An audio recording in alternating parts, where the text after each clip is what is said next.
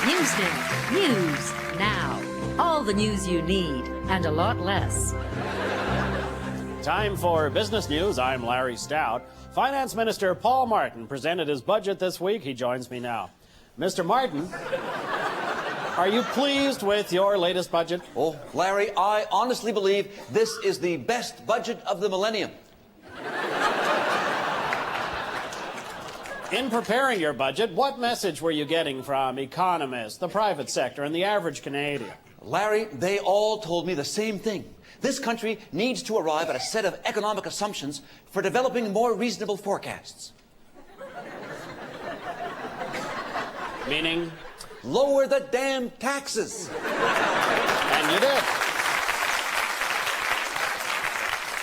You did it to the tune of $58 billion worth. Indeed. Larry, our tax system has 3 brackets: lower, middle, and have way too much money. And this tax system produced a very large surplus of money. Because of that, we can now afford to lower taxes and pass the savings on to the people. So, in essence, you're giving Canadians back their own money. What's your point, Stout? Your budget brought back re-indexing, which addresses the tax problem of, quote, bracket creep. Could you explain that term? Of course. This is the bracket, and this is the creep.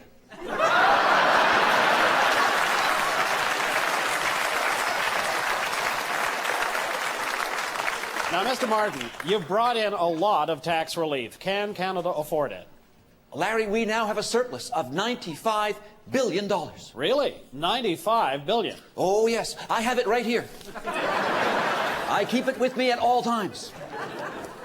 I'm afraid Jane Stewart will get hold of it.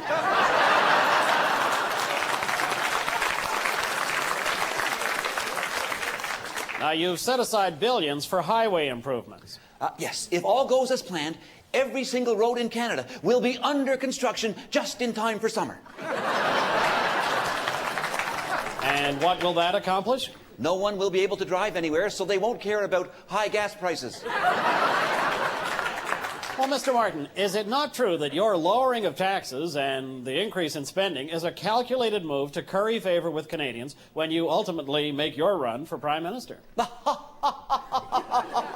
Absolutely not. No way. No, never. Not true. No. Yes. All right, Mr. Martin, some critics say your budget is a very complicated document, very hard for the average person to understand. You are quite right, Larry. That's why, here to explain the budget's highlights is Rita McNeil.